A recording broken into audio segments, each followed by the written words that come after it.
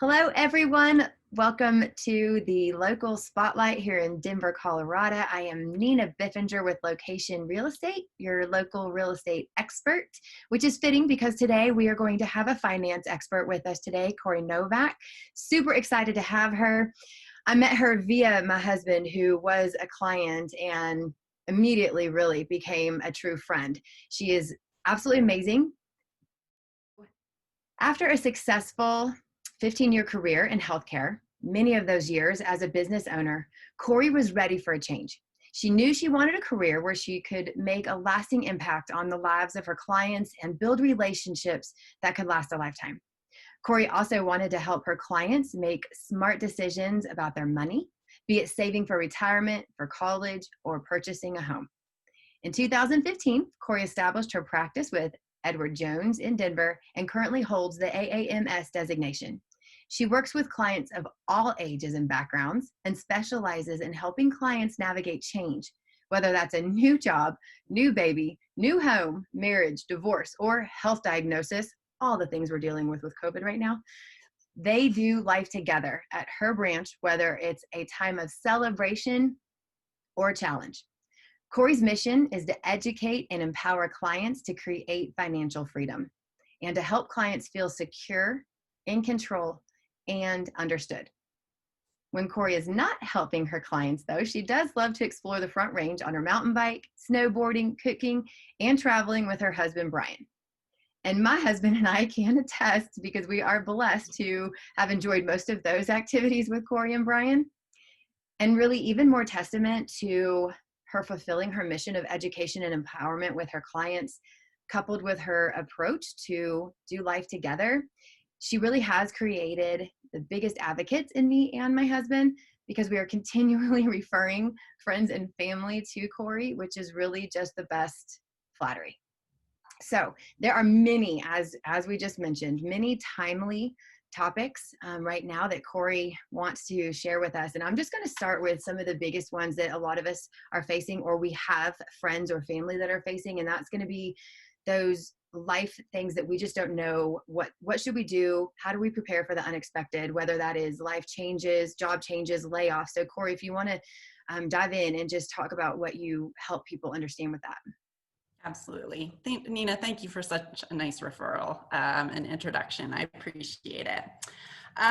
So, what I do that I think differentiates me from maybe other people that work in the industry is I spend a lot of time getting to know my clients on a personal level. And that's really the only way that, I can fully understand what's important to you, what's important to your goals, and meeting those goals, whether they're short or long term. Some of the things that I've been talking a lot about over the last few months, number one is the value of hiring someone to help you with your finances or investments during market volatility. So one of the things I do to help with market volatility is constantly looking at your portfolio, that frequent review to ensure that you're properly diversified. Make sure you don't have too many eggs in one basket is the best way to think about it, to make sure you're not over concentrated in one particular area or another. And with the market moving a lot, portfolios tend to swing more than what you would expect. So rebalancing is a big topic.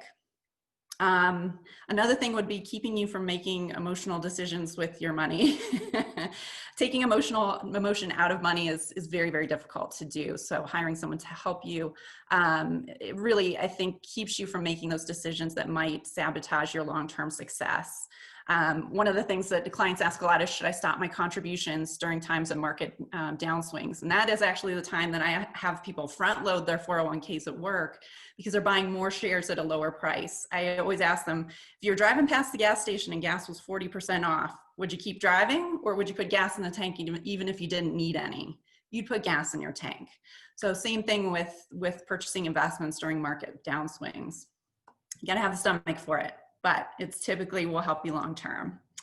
One of the things that I think I shared with Neneh before this started was, I have a little bar chart that shows that typically investors lag the market by as much as 8%. And that is because, investors move with the market, meaning they tend to make those emotional decisions that cause them to sell low and buy high to get back into the market. I think the chart that she has up does a nice job of illustrating typical investor returns, which are in the blue bars, versus the orange bars, which is the S&P 500 returns. Especially when we look over a 30-year period, 8% difference in return can be fairly substantial over your long term, and really even over the short term. So helping someone rebalance their account, pick quality investments to start with, so we're not buying and selling frequently, as well as front loading during times where share prices are lower, are great resources during this time.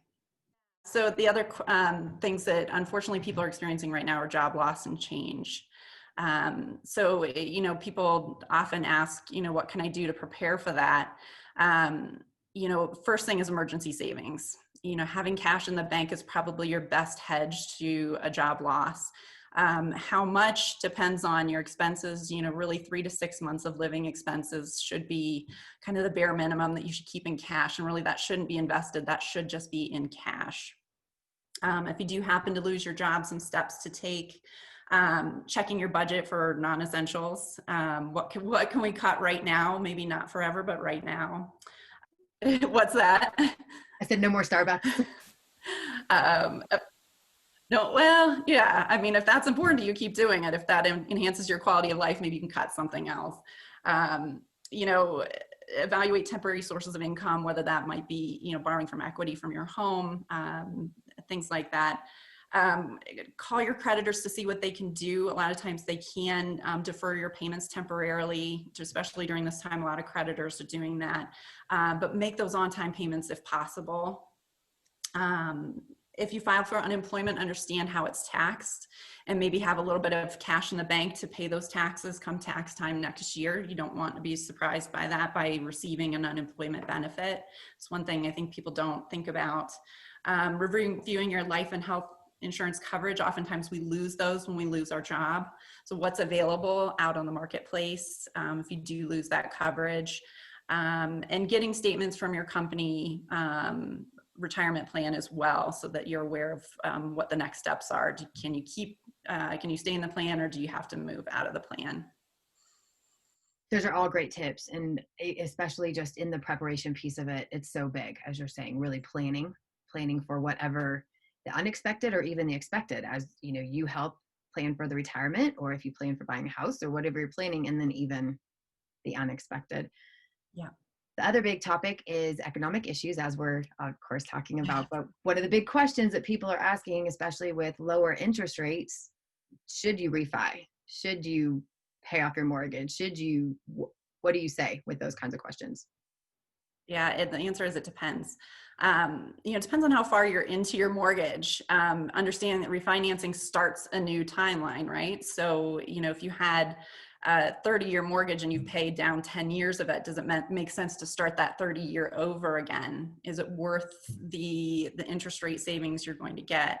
There are calculators out there. Bank rate is a great place to look for what's called break even on your mortgage refinance, to find out, how much you'd be paying for that mortgage.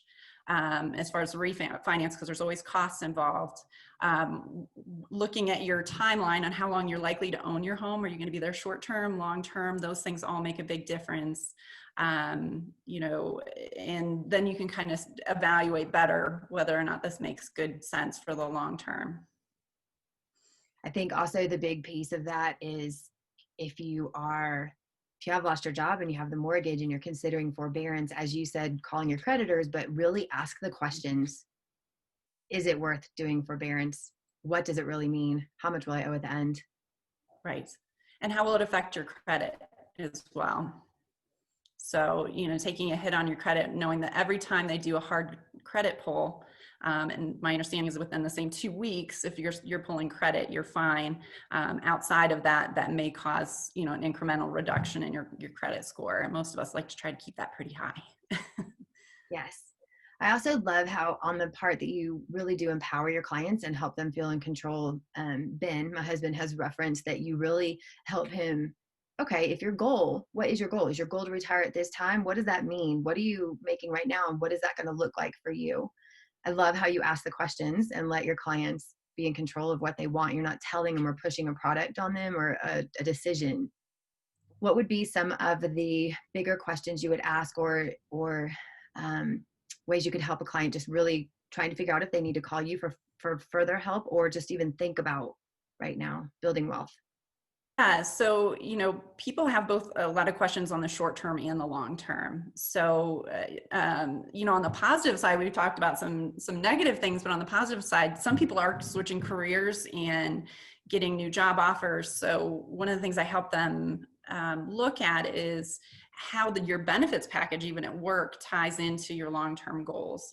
If your employer is giving you a matching contribution of 4%, 5%, and maybe worth it in the long term to take maybe a slightly lower salary and a higher matching rate on your 401k or 403b at work. So those are sort of things I look at, but really just kind of really digging deep into what you enjoy doing, and what you think your lifestyle will look like in retirement. Sometimes it seems so far off, it's hard to imagine what that might look like, but some people want to downsize their home and live in an RV in retirement. Other people really have a lot of travel plans during retirement. So we build that in to ensure that that is there for you. In addition to things that maybe you didn't expect, like medical costs. Medicare is not free. And I think that's one thing that people misunderstand about planning for retirement is they think after they file for Medicare at age 65, that they don't have any healthcare costs going forward. And the truth is that the average right now per person is about $5,000 a year in medical costs with Medicare. So we do plan that as part of your planning to ensure that we haven't missed anything. I love that you added in the positive. Thank you for that, Yeah. Corey. Not all negative things. The other two big topics, which is kind of the joke, but it's the truth, that coming out of COVID, we're going to see new babies and divorces. Those are going to be the top two topics. So how do you help someone when they're prepping for a new baby coming? And then on the flip side, when they're having that life change of losing their partner? Yeah. Two big life changes, by the way. Most of us have no idea what to expect going into either of those. With new baby, a lot of times it's changing a home. That's usually the first thing that happens is a move, or making room for baby, so renovations and things like that. So making sure that my clients have enough and in the bank ahead of time to cover those sort of expenses, whether it's closing on a new home or renovating their home, or an expansion.